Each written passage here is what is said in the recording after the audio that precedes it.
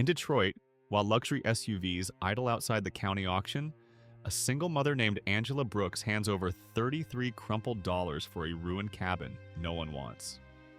What begins as open ridicule becomes a slow walk toward dignity, where old wood, cold ashes, and a child's curiosity hint at consequences and hidden worth. Stay with us, subscribe, like this video, and tell us where you're watching from.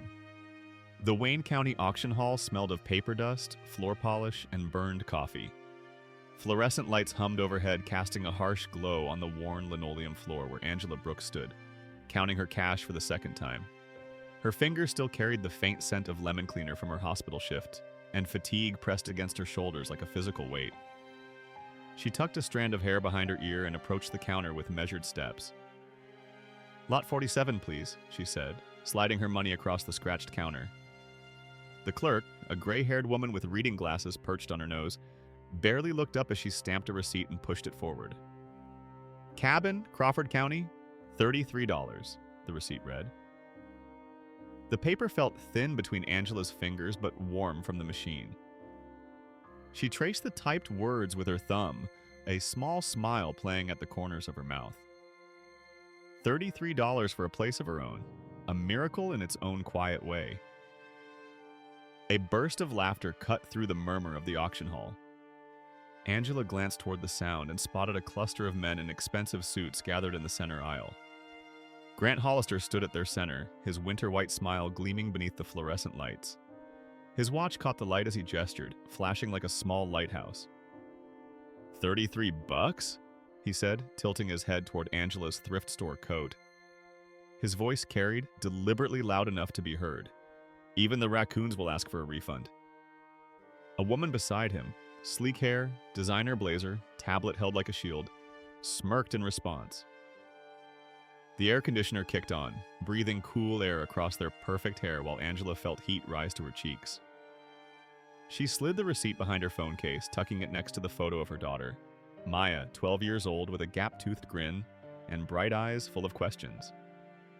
In the picture, Maya held a blue paper kite against a gray Detroit sky.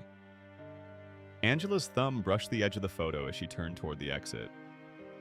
Outside, the autumn air hit her face with a welcome chill. The city poured in around her, sirens threading through traffic, exhaust fumes mixing with the smell of wet wool and concrete. Across the street, Hollister's driver held open the door of a glossy black SUV that seemed to exhale leather and cold air conditioning. The driver glanced at Angela the way you might look at a stray dog at a stoplight. Brief pity without pause. Angela's cheeks burned, not from the wind, but from the geometry of their contempt, the neat angles of power against the messy curve of need. She squared her shoulders and walked toward the bus stop, the receipt a small weight in her pocket. The bus was 15 minutes late. Angela stood with her hands tucked into her pockets, watching her breath fog in the cooling afternoon. A woman beside her bounced a fussy baby against her shoulder, humming something soft and tuneless. An older man in a worn Detroit Tigers cap nodded to Angela as he settled on the bench, the faint smell of tobacco clinging to his jacket. "Good day?" he asked, more politeness than curiosity. "Maybe," Angela replied, thinking of the cabin she'd never seen. "I bought a place up north." The man's eyebrows lifted. "North, huh? Good fishing up there." Angela nodded, though she'd never been fishing. Maya would like that, she thought, standing by a creek with a rod, the world quiet except for water over stones. She pictured her daughter's face lit with sunrise, far from their apartment, where the neighbors' arguments bled through the walls, and the ceiling leaked rusty water into a cooking pot during heavy rain. The bus arrived with a hiss of brakes and a belch of diesel. Angela found a seat near the back, the vinyl cracked and patched with duct tape. As they pulled away from the curb, she caught a final glimpse of Hollister sliding into his SUV, his laughter visible through the window like something bright and untouchable. Her life had been written in the grammar of loss. Closing notices, broken promises, shifts that began before dawn and ended after midnight. Years back, the landlord had changed the locks after the third missed rent. She still wore the bent brass key from that apartment on a red ribbon under her shirt. It was smooth from worry thumbs, a small relic of a door that would never open again. Her mother had taught her to stretch soup and truth without breaking either. Her ex had taught her the sound of a door closing at 2 a.m., rubber soles against stairs, and the smell of cigarettes in cold air. These lessons had shaped her, molded her into someone who could hold disappointment like a stone in her pocket, present but not paralyzing. The bus lurched through Brightmoor, passing vacant lots where wildflowers pushed through broken concrete. Angela pressed her forehead against the cool window glass and closed her eyes. She'd take Maya to Eastern Market on Saturday, where they would walk among the vendors with warm pretzels steaming in brown paper, the sound of a saxophone sighing near a mural of bright birds. They would point out cardinals and winter trees and name them like cousins. Maya was her bright engine. She asked why steam rose from manholes, why the river looked silver on cloudy days, why some people's laughter sparked and some fizzled. Because some folks have wind at their backs, Angela would tell her, and some learn to row. The bus stopped 3 blocks from their apartment building. Angela walked the remaining distance, her steps quicker as she approached home. Their building stood solid against the darkening sky, brick-worn but dignified, windows glowing with kitchen lights and television screens. Maya was waiting at the door of their second-floor apartment, homework spread across the kitchen table, the radio playing softly in the background. Her face lit up when Angela entered. "Mom? Did you get it? Did you win the auction?" Angela pulled out the receipt, holding it between them like a ticket to somewhere better. $33 for a cabin by a creek, she said, her voice steady with a hope she was still learning to trust. "It's probably a mess, but it's ours." Maya threw her arms around Angela's waist, her warmth seeping through the thin fabric of Angela's coat. "When can we see it? Is it far? Does it have a fireplace? Can we go this weekend?" Angela laughed, the sound unfamiliar but welcome in their small kitchen. She ran her hand over Maya's hair, feeling the smooth slide of it between her fingers. "Soon," she promised. "Very soon."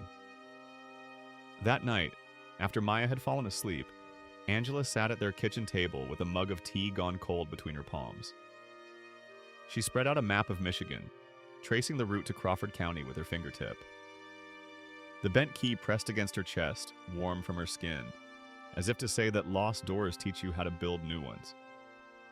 Outside, Detroit breathed its night breath, distant sirens, the bass thump of a passing car, the rattle of the heating system coming alive in the building's basement.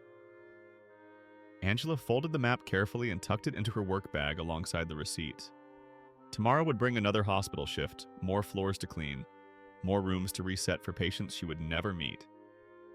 But now there was something else too, a small plot of land with her name on the deed. A beginning.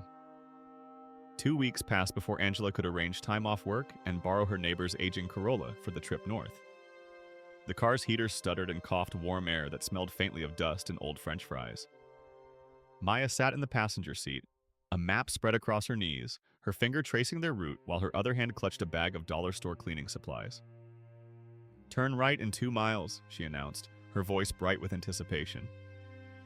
Outside, the landscape had shifted from urban sprawl to farmland, and now to the beginning edges of forest.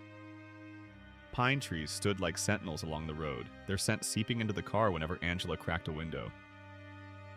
The gravel road that led to the cabin was barely more than a trail, rocks pinging against the undercarriage as they drove slowly between towering trees.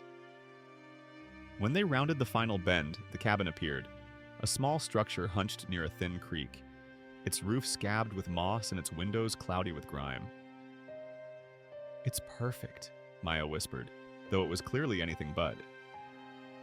Angela parked beside a twisted oak tree and they stepped out, into the crisp autumn air. The creek's voice was a constant murmur, cold, clear notes tumbling over smooth stones. A crow called from somewhere above them, the sound harsh as a rusty hinge. "Ready?" Angela asked, reaching for Maya's hand.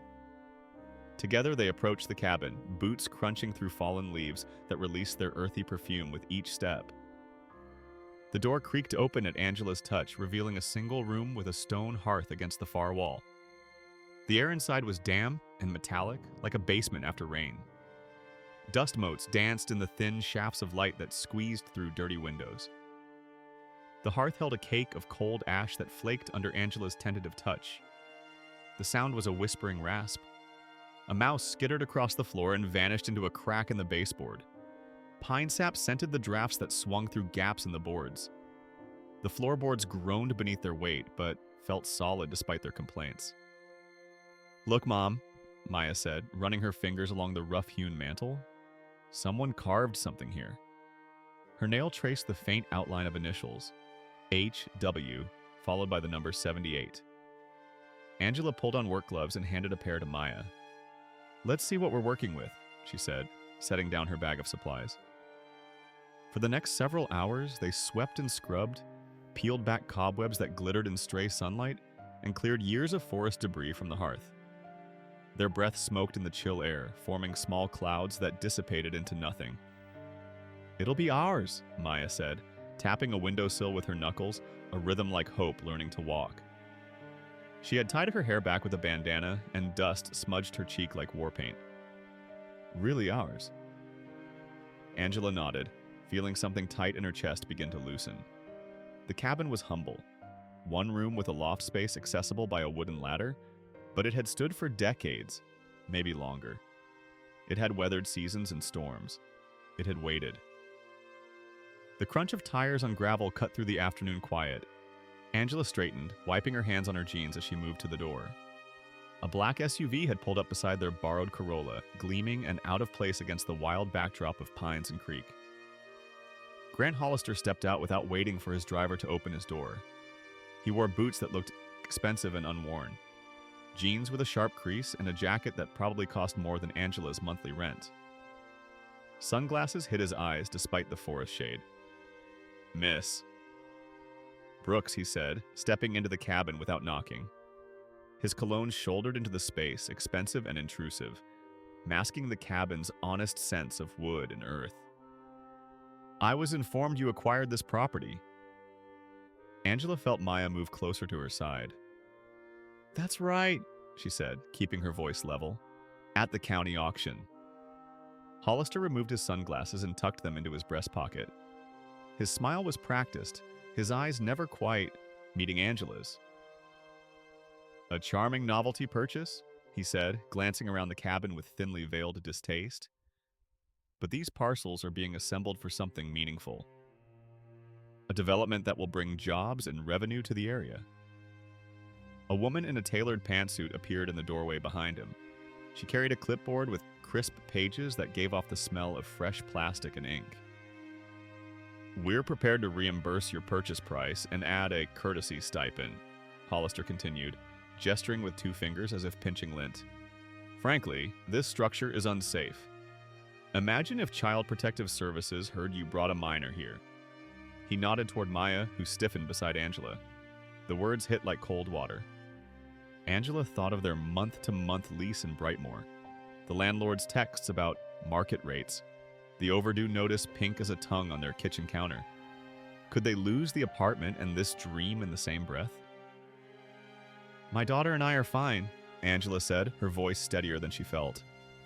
"And we're not interested in selling." Hollister's assistant stepped forward, the clipboard extended. "Mr. Hollister is prepared to offer $1,000, she said, her tone suggesting this was excessive generosity. "That's quite a return on a $33 investment." Angela felt Maya's hand slip into hers, small fingers warm against her palm. "We're not selling," she repeated. "This property isn't part of your development." "I don't think you understand," Hollister said, his smile thinning at the edges. "This land has value as part of a larger vision. On its own, it's worthless, a liability, really. The structure isn't up to code. The access road is on an easement that could be revoked." Angela's throat tightened. She knew nothing about easements or codes. She knew only that this small space felt more like possibility than anything had in years. "We'll consider your offer," she said finally, needing them to leave to take their cologne and clipboards and assumptions with them. Hollister nodded as if she'd already agreed. "My card," he said, extracting a thick, cream-colored rectangle from his wallet. "Call when you're ready to be reasonable." When the SUV pulled away, dust settling in its wake, the silence tasted like iron. Angela stepped outside. The creek stitched the edge of the woods with sound. A late-season dragonfly hovered over the water, its wings catching sunlight like stained glass. "Mom," Maya's voice was small. "Are we going to have to sell it?" Angela shook her head, though doubt nibbled at the edges of her certainty. "No," she said. "We don't have to sell anything. This is ours." She squeezed Maya's shoulder. "Let's finish cleaning the hearth, at least. We can figure out the rest later." Maya nodded and moved back to the fireplace. She knelt on the stone hearth, her small hands working a brush into the crevices, loosening decades of soot and ash. Angela watched her, daughter, determined, focused, her tongue caught between her teeth in concentration, and felt a fierce pride rise in her chest. "Mom," Maya whispered suddenly, pointing to a hairline seam in the stonework. "This rock sounds different." She tapped her knuckles against a flat stone at the back of the hearth. Instead of the solid thunk of the others, it gave off a duller sound, almost hollow. "And look," she pointed to the carving on the mantel again. "HW78. It's right above this stone." Angela knelt beside her daughter, running her fingers along the seam of the stone. It was subtle. You'd never notice if you weren't looking for it. But there was definitely a gap, a deliberate space around one particular stone. "Hand me that putty knife," Angela said, pointing to the tool bag they'd brought. Maya scrambled to retrieve it, her eyes wide with curiosity. The blade of the putty knife squealed against grit as Angela wedged it into the seam. She worked slowly, careful not to damage the stone or whatever might be behind it. After several minutes of gentle prying, the stone shifted slightly. "It's moving," Maya whispered, her breath warm against Angela's cheek as they both leaned close. With a final push, the stone came loose. Behind it lay a small cavity lined with cedar shavings, the smell sweet and sharp after years of confinement. Nestled in the space was an oiled canvas roll, the cloth soft with age, its edges greased darker by time. Angela's hands trembled as she carefully extracted the bundle. It was lighter than she expected, and something inside shifted when she moved it. The cabin seemed to hold its breath as she placed the roll on the floor between them. "What is it?" Maya asked, her voice barely audible over the soft crackling of the fire they'd started earlier. "I don't know," Angela replied, "but I think someone left it here for a reason." With careful movements, she began to unroll the canvas bundle.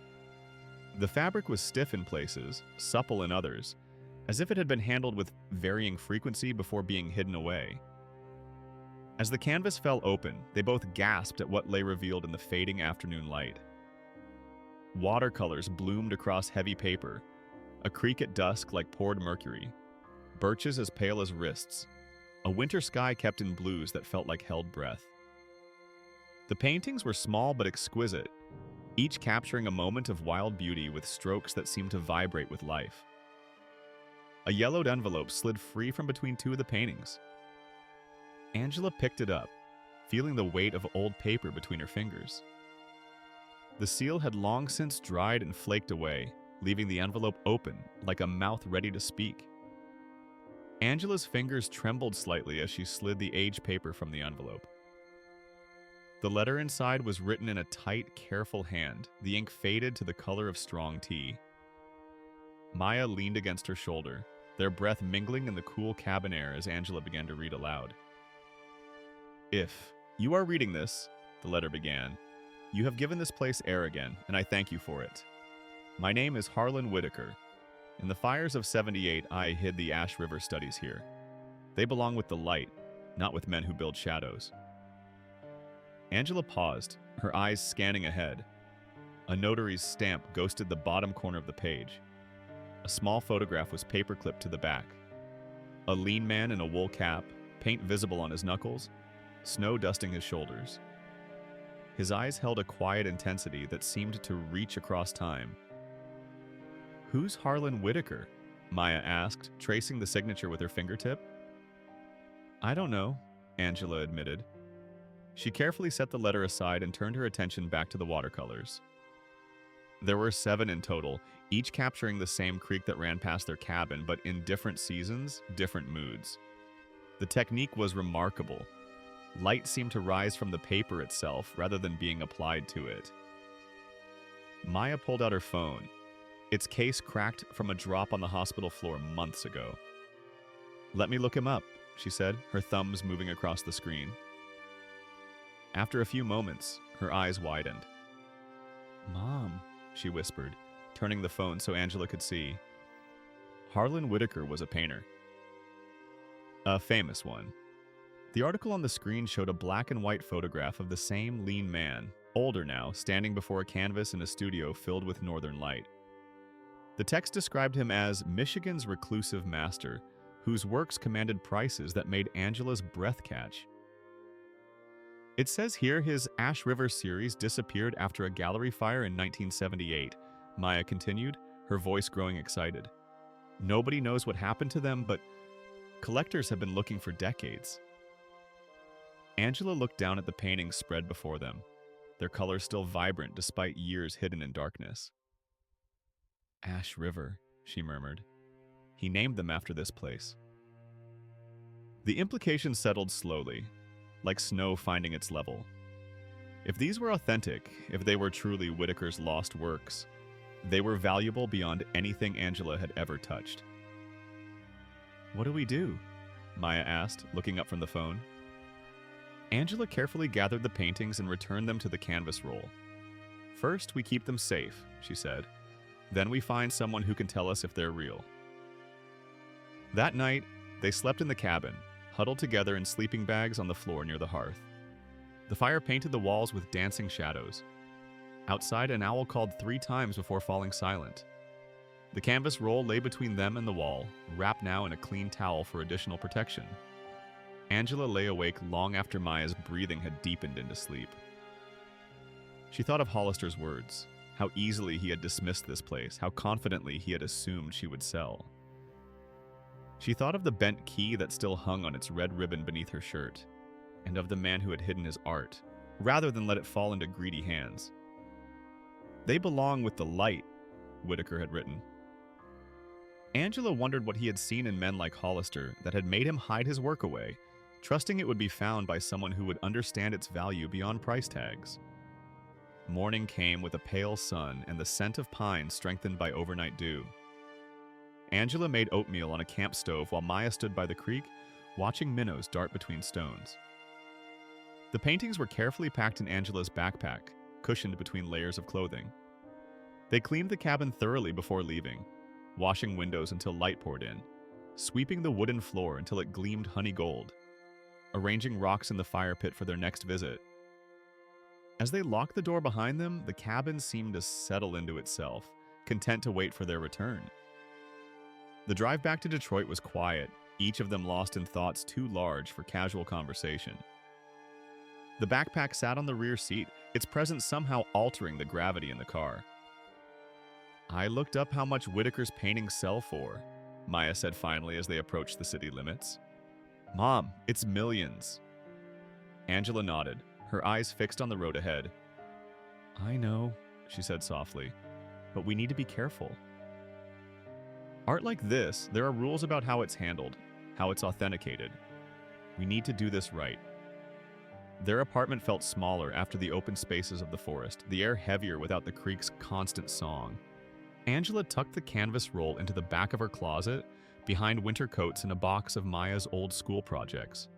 That night, she researched art authentication while Maya slept, making notes on the back of an envelope, jotting down names of museums and experts. On Monday, Angela called in sick to the hospital for the first time in 3 years. Instead of donning her cleaning uniform, she dressed in her best skirt and blouse, clothes usually reserved for church or parent-teacher conferences. She arranged her hair carefully, applied a touch of lipstick that Maya had given her for Christmas. "You look nice," Maya said, watching from the doorway. "Where are we going?" "The Detroit Institute of Arts," Angela replied, tucking the carefully wrapped paintings into a tote bag that had once carried groceries. "They have a conservation department, art experts. The museum's stone facade rose like a mountain against the city sky. Inside, the air was cool and still, smelling faintly of polish and the perfume of passing visitors." Angela approached the information desk, her heart beating hard against her ribs.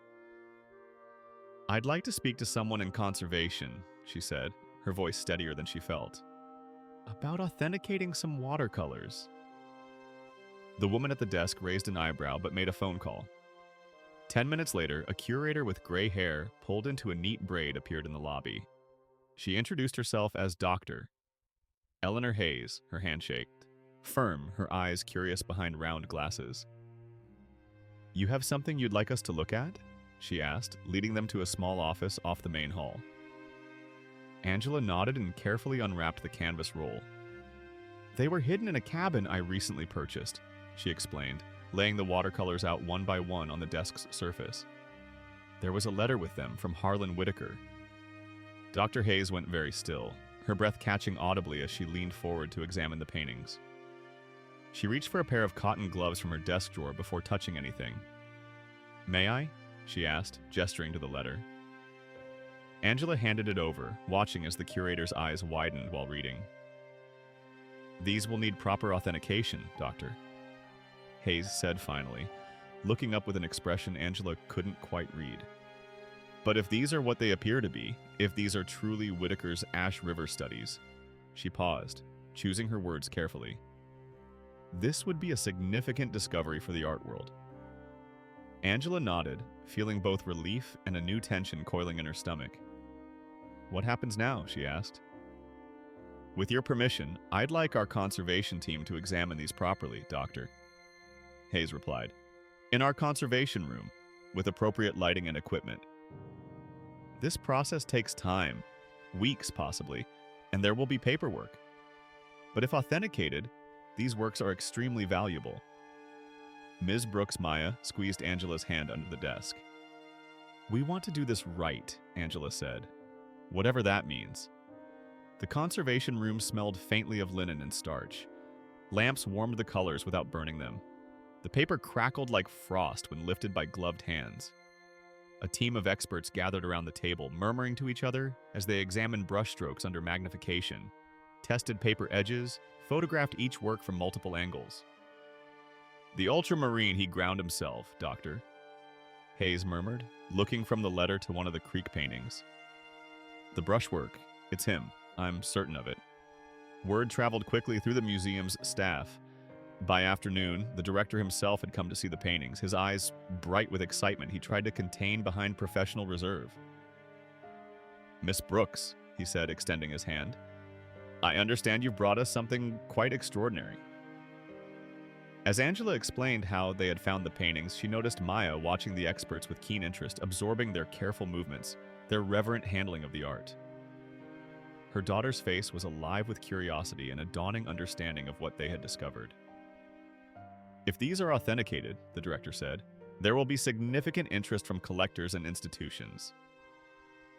The Ash River series has been sought after for decades. Angela nodded, thinking of Hollister's dismissive assessment of the cabin as worthless. She thought of her bent key, of doors closed and doors opening. Mr. Whitaker's letter says these paintings belong with the light, she said slowly. I think he meant they should be seen appreciated. Indeed, the director agreed. And there's the matter of provenance, establishing clear ownership and title. Angela thought of the notary's stamp on Whitaker's letter. The letter was notarized, she said. Would that help? Dr. Hayes looked up from her examination. Enormously, she said. If we could locate the notary, we'll handle that research, the director assured them. In the meantime, these works should remain here in our secure facility, with your permission, of course. Angela hesitated only briefly before nodding. The paintings would be safer here than in her closet, protected by proper temperature control and security systems she could never provide. As they left the museum, stepping into the warm afternoon light, Maya looked up at Angela with eyes bright with unshed tears. Mom, she said softly, I think everything's going to change. Angela wrapped an arm around her daughter's shoulders, feeling the solid warmth of her through the thin fabric of her coat. The bent key pressed against her chest beneath her blouse, a reminder of what they had lost and what they had found.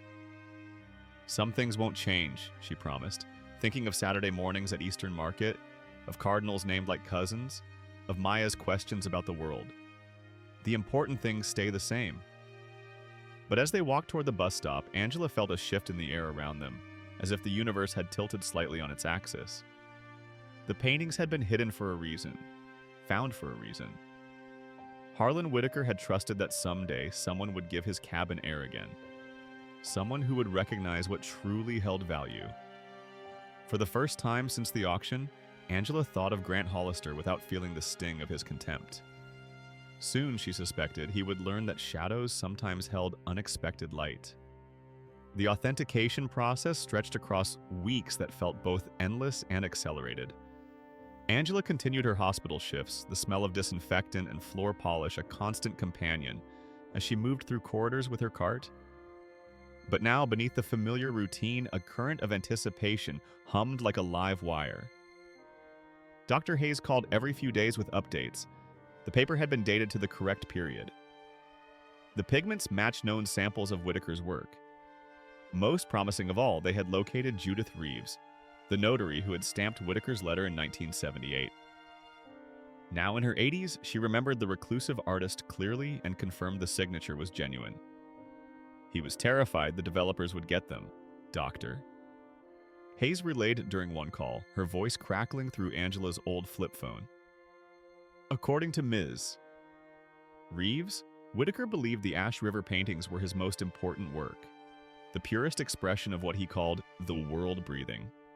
He hid them because a logging company had plans for the area. And now another developer wants the land, Angela said softly, watching Maya do homework at their kitchen table, yellow lamplight pooling around her bent head. History has a way of rhyming, Doctor. Hayes agreed.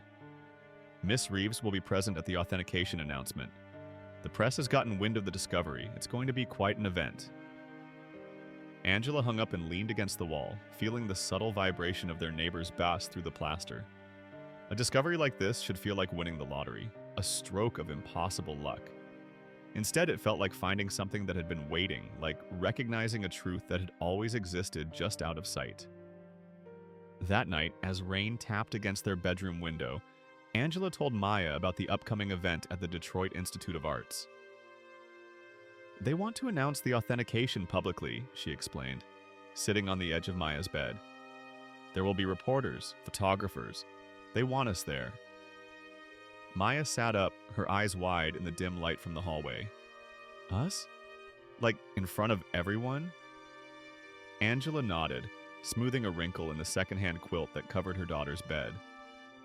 The museum director says it's important that people hear the story directly from us. How we found the paintings, what Whitaker's letter said. Will I have to talk? Maya asked, twisting the hem of her pajama top between her fingers.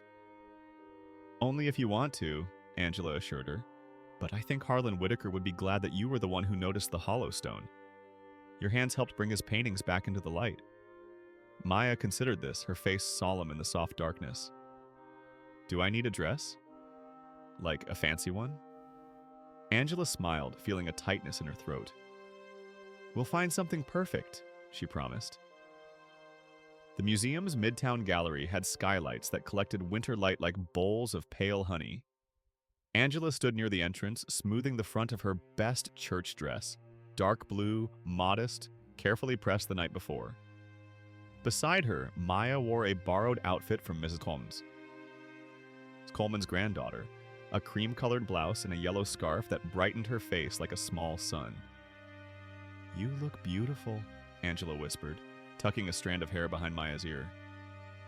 So do you, Maya replied, and Angela felt the words settle somewhere deep in her chest, warm and precious. People began to arrive, museum staff and board members in sleek professional attire. Art critics with notebooks and keen eyes. Reporters with voice recorders and photographers with cameras that clicked like insects. But there were others too. Angela's neighbors from Brightmoor, nurses still in scrubs from the night shift, a bus driver who smelled faintly of diesel, Mrs. Coleman with peppermint candies in her purse. They nodded to Angela with shy smiles, their presence a quiet affirmation. Dr. Hayes approached, elegant in a charcoal suit, her gray braid wound into a neat coil at the nape of her neck. They're ready, she said softly. The paintings are displayed in the center room. We'll begin in 10 minutes. Angela nodded, her mouth suddenly dry. She reached for Maya's hand and found it already reaching for hers. As they moved toward the center gallery, a familiar figure appeared in the doorway.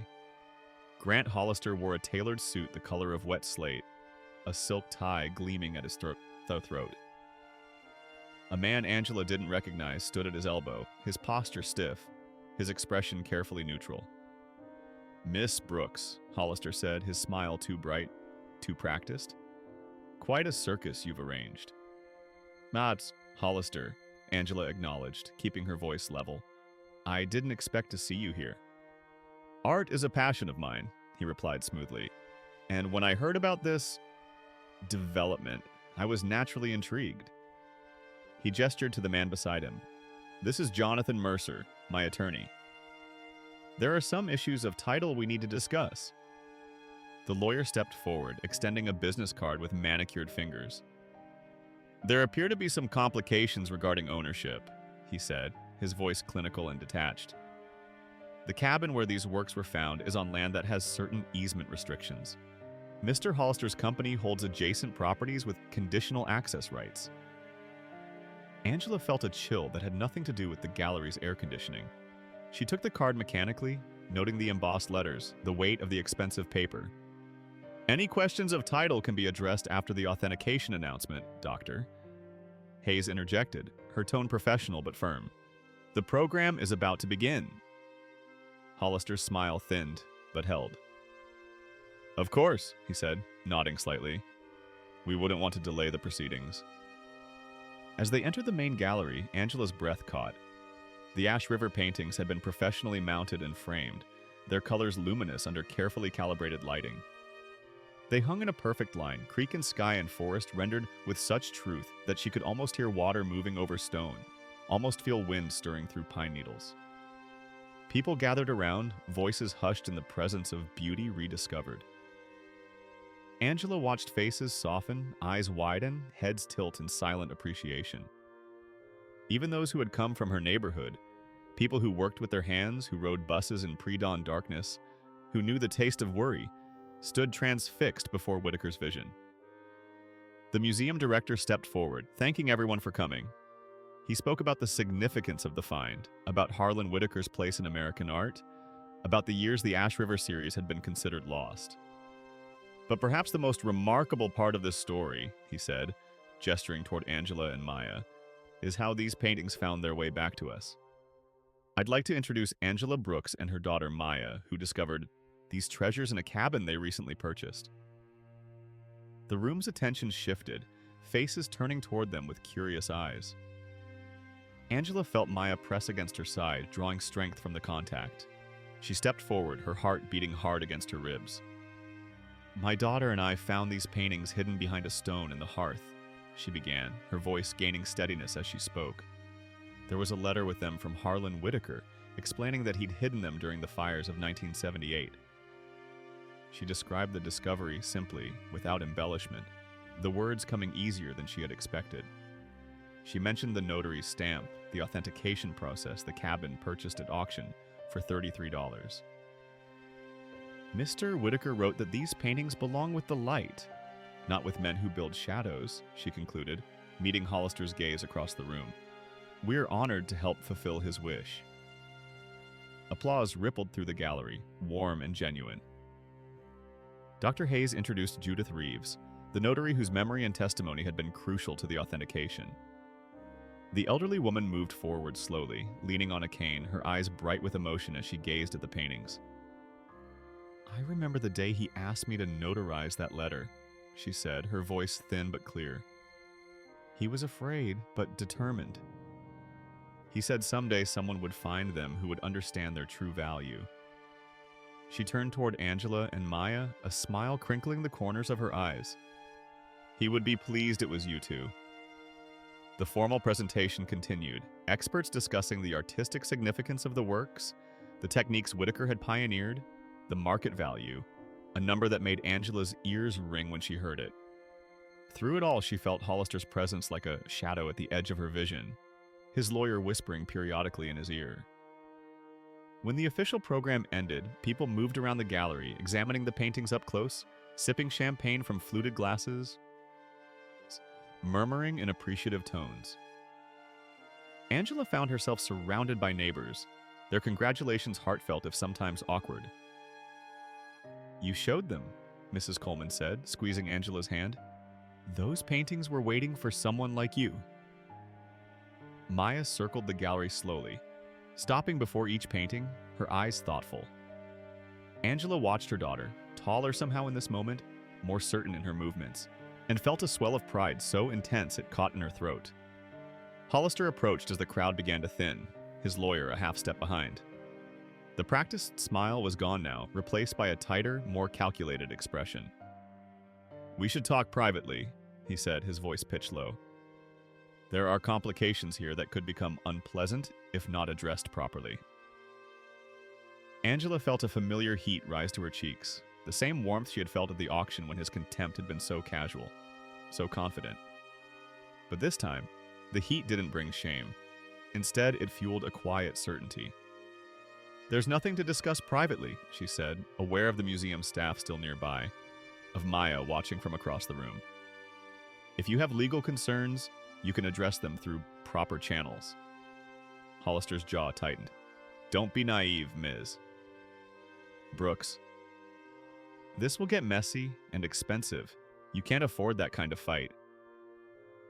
Angela looked past him to where her daughter stood beneath the skylight, yellow scarf bright against the white wall, face tilted up toward Whitaker's vision of a creek at dusk. The bent key hung warm against her skin, a reminder of doors closed and doors opening. "Some things," she said softly, "are worth fighting for." The days following the gallery announcement unfolded in a blur of activity. Angela's phone rang constantly. Art dealers offering private viewings, collectors suggesting astronomical sums, journalists seeking exclusive interviews. Dr. Hayes acted as a buffer, redirecting most calls to the museum's public relations team, but the pressure remained a constant hum. "What happens now?" Maya asked one evening as they walked on home from the bus stop, breath clouding in the winter air. Street lamps cast pools of yellow light on the sidewalk. Somewhere a car alarm chirped and fell silent. "Dr. Hayes thinks we should consider a public auction," Angela replied, adjusting her scarf against the wind. "Or possibly a direct sale to a museum. Either way, there will be more meetings, more paperwork." Maya nodded, kicking at a clump of dirty snow. "What about the cabin?" The question hung between them, crystallizing like frost. Angela had been wondering the same thing, turning possibilities over in her mind during quiet moments at work. "That's up to us," she said finally. "We don't have to decide right away." A letter arrived the next morning on heavy cream stationery, the envelope stiff and important feeling in Angela's hands. Inside on letterhead from Hollister Development Group was a formal offer to purchase both the cabin and the land for $20,000, a generous valuation given the property's condition and limited access. The letter continued with carefully worded paragraphs about easements, access roads, and development rights. At the bottom, in a handwritten note, Hollister had added, "Consider carefully, miss. Brooks' legal challenges can be costly and protracted. This offer expires in 48 hours." Angela placed the letter on the kitchen table, the paper gleaming under the fluorescent light like something dangerous. That evening, after Maya had gone to bed, she called Doctor. He's bluffing, the curator said after Angela read her the letter. "Our legal team has reviewed everything thoroughly. The title is clear, the property is yours, and Whitaker's letter establishes legitimate provenance for the paintings. Hollister has no claim."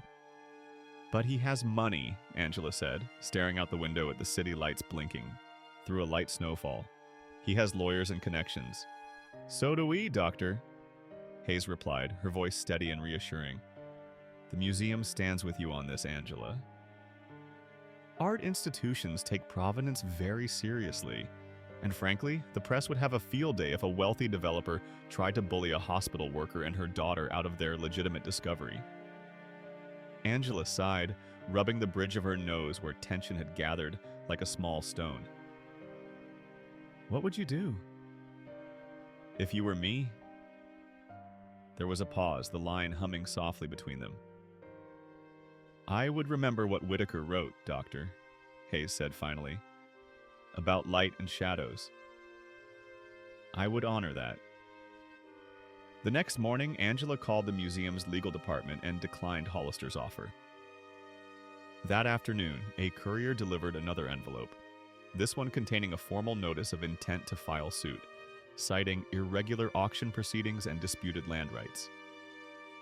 Angela carried the notice to work with her, its presence heavy in her pocket throughout her shift.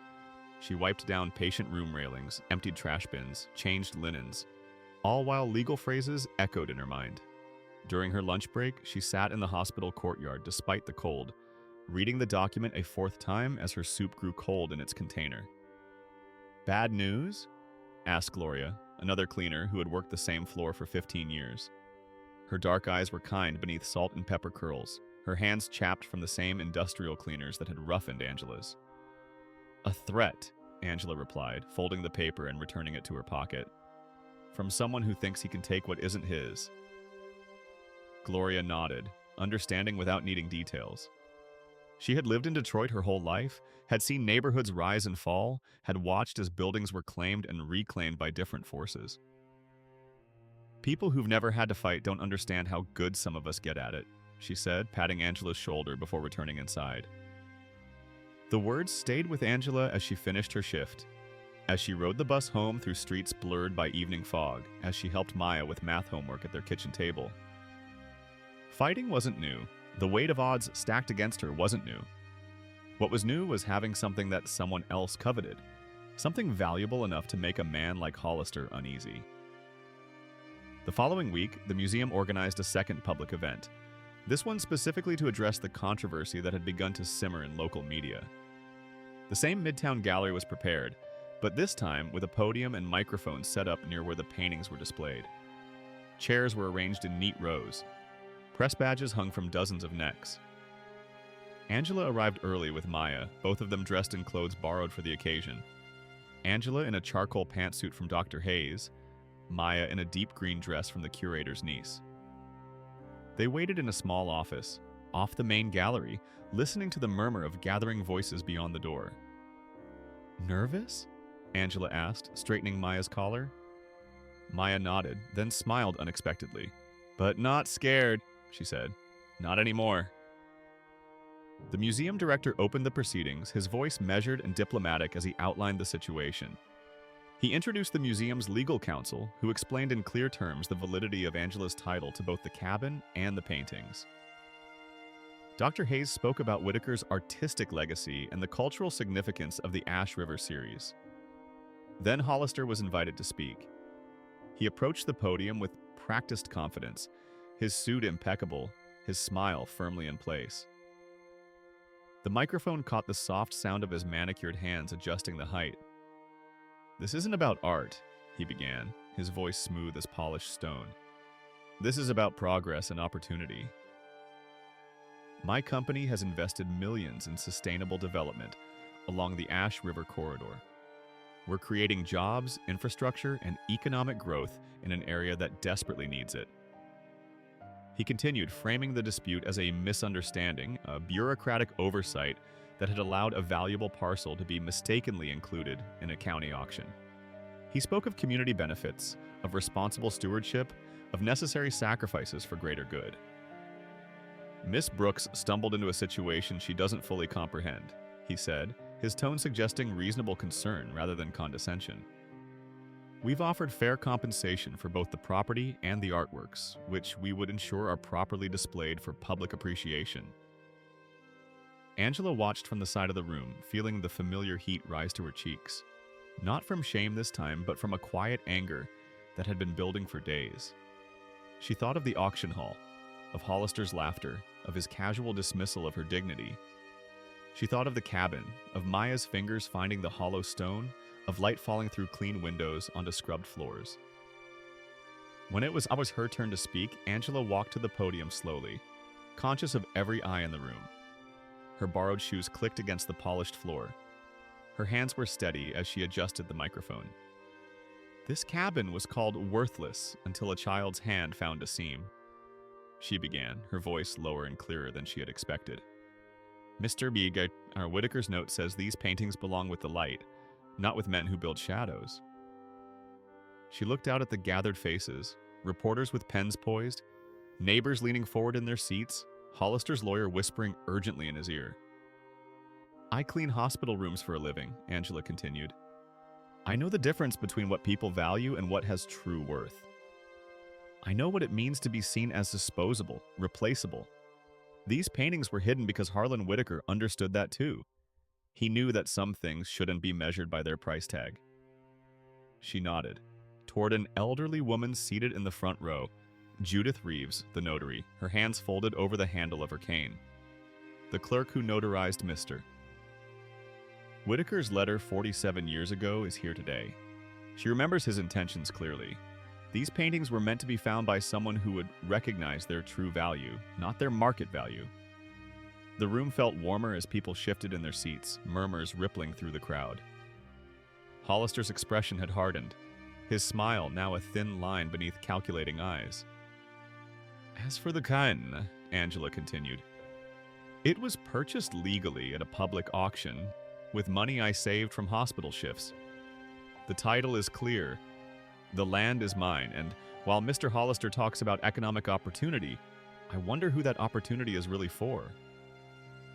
She paused, feeling Maya's presence like a bright thread, connecting her to something larger than this moment. My daughter and I found something precious in that cabin. Not just valuable paintings, but a message from an artist who believed that beauty matters more than profit.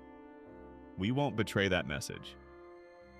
Applause rose from several sections of the audience, first from her neighbors, then from museum staff, then spreading like ripples in still water. Angela stepped back from the podium, surprised by the response.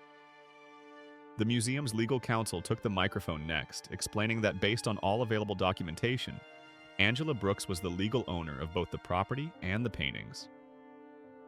Judith Reeves was called forward to confirm her testimony regarding Whitaker's intentions.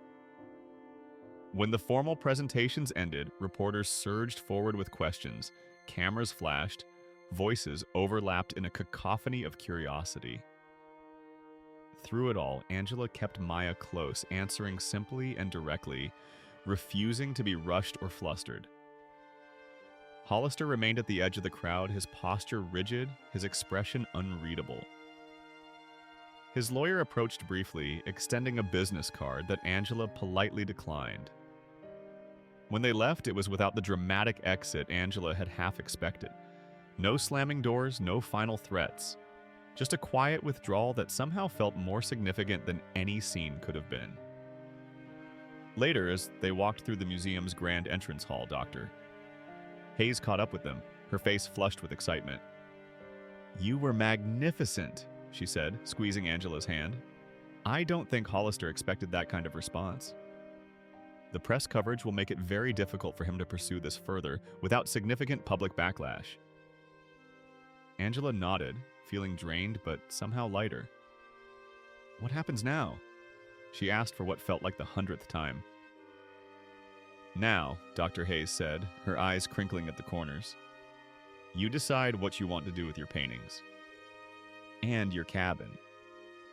Outside, snow was falling in large, lazy flakes that melted on contact with the museum steps.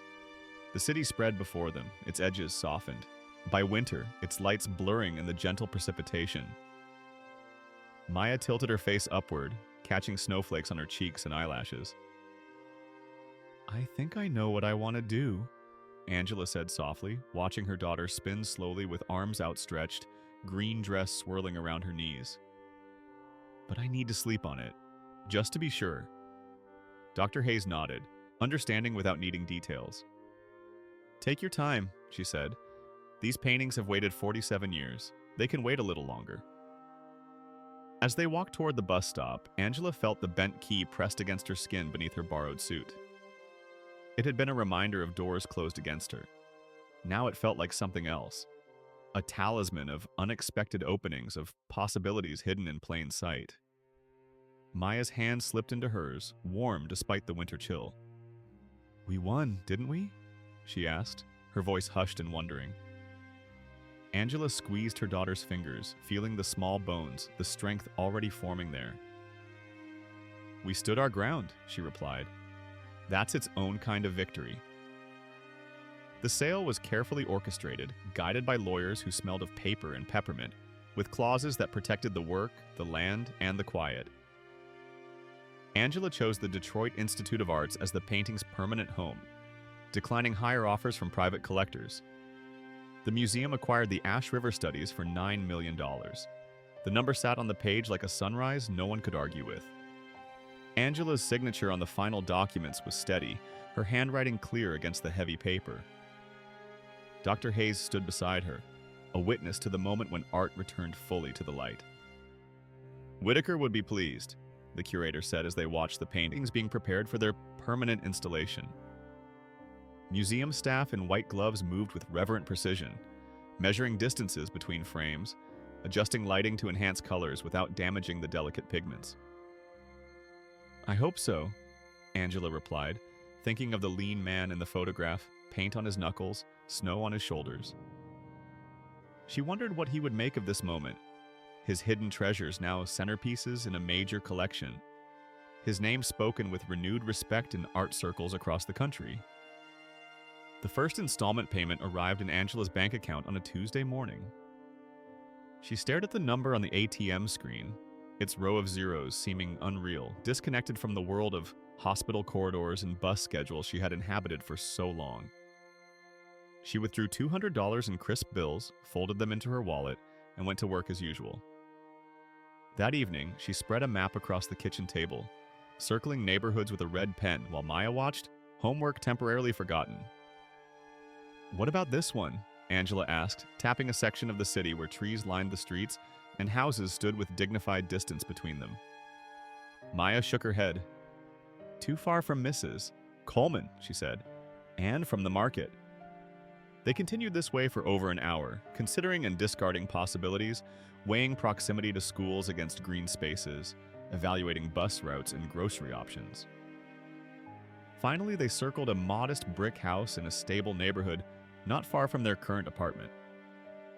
Close enough to maintain connections, far enough to signal a fresh start.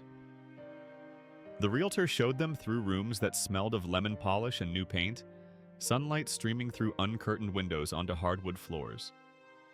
Angela tested faucets, opened closet doors, ran her palm along smooth countertops. Maya explored each room with careful steps, as if afraid to disturb the quiet potential of the space. "It has a yard," Maya whispered, pressing her face to a window that overlooked a small rectangle of grass, a single maple tree standing sentinel in one corner. "For a garden," Angela agreed, picturing tomato plants staked against summer sun, flowers bordering a narrow path. They made an offer that afternoon, the process streamlined by their ability to pay in cash. The closing happened within weeks, paperwork signed in an office that smelled of coffee and printer toner. The key they received was new, unbent, bright against Angela's palm. Moving day arrived on the cusp of spring, the air holding both winter's last breath and hints of warming earth. Neighbors appeared with cardboard boxes salvaged from grocery stores, with pickup trucks borrowed from cousins, with casseroles and disposable aluminum pans. Mrs. Coleman supervised the kitchen packing, tissue paper crackling as she wrapped mugs and plates. "You'll still come to Sunday dinners?" she asked, her fingers deft despite arthritis that bent them at the knuckles. "Every week," Angela promised, sealing a box with tape that hissed as it unrolled. The cabin remained theirs. Angela paid off the property taxes, hired local contractors to replace the roof and reinforce the foundation. She and Maya drove north one weekend each month, watching as the structure transformed from shelter to sanctuary. A place where creek water sang over stones and pine branches whispered secrets to anyone patient enough to listen. Spring melted into summer. Angela resigned from the hospital cleaning staff, the relief in her supervisor's eyes making it clear he had expected her departure long before it came. She paid off debts that had hummed in her pocket for years. Medical bills from Maya's broken arm 3 winters ago, the final payments on a community college course she had never finished, the loan from her cousin for last year's textbooks. With Mrs. Coleman's guidance, she established a neighborhood fund for children's art education, weekend classes that smelled of tempera and sharpened pencils, field trips to museums where guards learned students' names, summer lunches that tasted like oranges and possibility. The money moved outward in deliberate circles, touching lives with intentional care rather than scattered charity. "You could travel now," Gloria from the hospital said when they met for coffee one Tuesday, condensation beating on glasses of iced tea. "See the ocean. Go to Paris." Angela nodded, stirring sugar into her drink. "Maybe someday," she said. "For now, there's enough wonder in watching things grow." On a warm evening in late July, Angela stood in her new kitchen, stirring a pot of chili while rain tapped against the windows. The house had settled around them, absorbing their presence into its walls, learning the rhythm of their footsteps on its floors. Maya sat at the counter, sketching in a notebook, her pencil making soft scratching sounds against the paper. "I've been thinking," Angela said, adjusting the flame beneath the pot. "What if we use some of the money to help other families buy homes? Set up something to cover down payments? Maybe help with repairs?" Maya looked up, her eyes thoughtful in the kitchen's warm light. "Like what happened to us, but on purpose?" Angela nodded, tasting the chili with a wooden spoon. "Exactly like that. Finding value where others don't look." Maya considered this, tucking a strand of hair behind her ear in a gesture that mirrored Angela's own. "Could we focus on single moms? Like us?"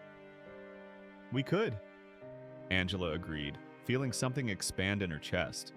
Not pride exactly, but a recognition of possibilities extending beyond their own lives. The bent key hung framed on the wall now, mounted on a square of blue velvet, the red ribbon still threaded through its top. Maya ran her fingers over the frame, tracing the edge of the glass. "Do we keep it up there forever?"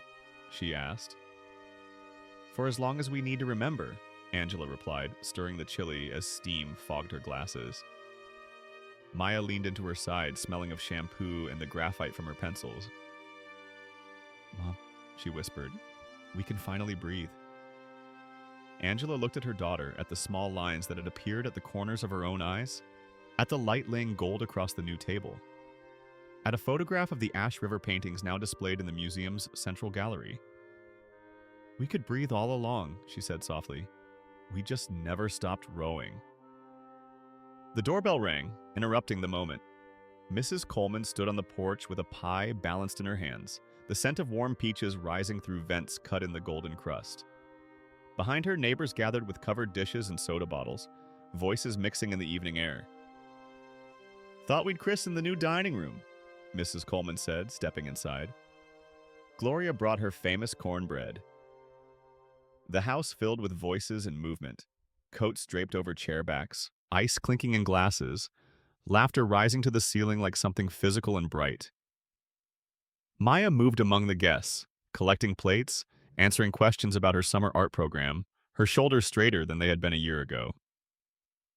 As twilight deepened, outside the windows, Angela stood in the doorway between kitchen and dining room, watching the scene unfold.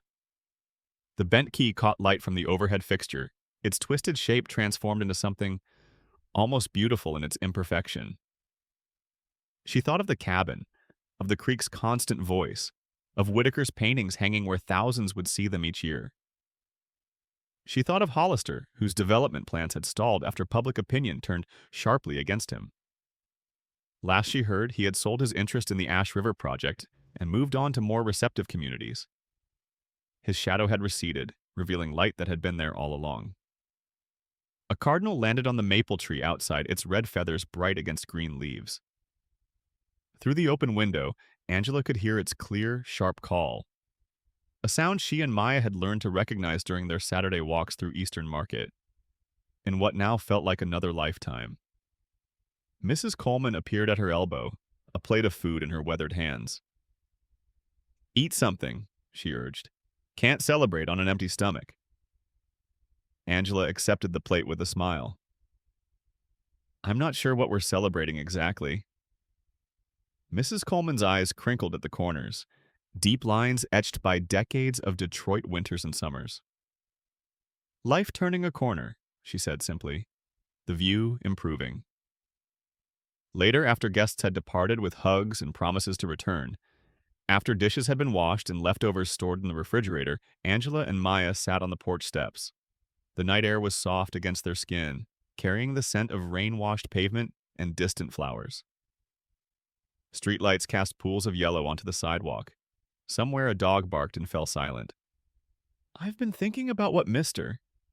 Whitaker wrote," Maya said, her voice quiet in the darkness. "About things belonging with the light." Angela nodded, feeling the night press gentle around them. "What about it?" "I think he meant people too," Maya replied. "Not just paintings.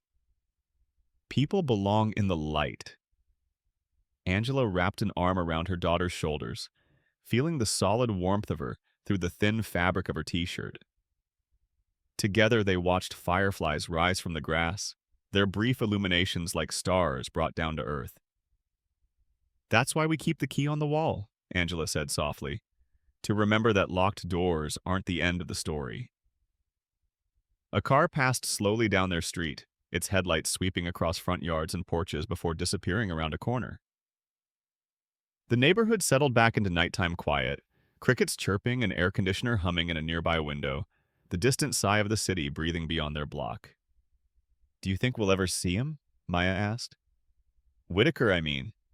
Do you think he's still alive somewhere?"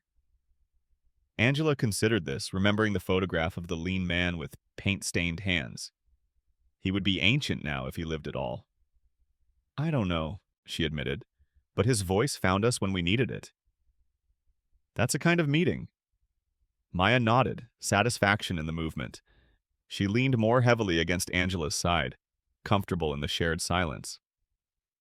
Above them, stars emerged one by one, pinpricks of light in the vast darkness. "The love and the dignity are treasures no one can steal," Angela said finally, the words emerging from some quiet place within her. She hadn't planned to say them, but they felt right in the stillness, a truth that had been waiting to be spoken. Maya's hand found hers, small fingers interlacing with her own. In the distance, the city hummed its nighttime song, sirens and music. Voices and engines, the collective breath of lives unfolding in apartments and houses across Detroit. Angela listened to it all, no longer hearing only the struggle, but also the persistence, the determination, the unlikely beauty of survival. The bent key hung inside on their wall, but they had no need of it now. They had found something better than a way back into places that had closed against them. They had found a way forward into rooms filled with light they themselves had kindled. Somewhere in the darkness, a cardinal called one last time before settling for the night, its voice clear and unafraid. Angela and Maya sat together on the steps of their new home, breathing in the possibilities that unfurled before them like a road newly revealed, waiting only for the courage to take the first step.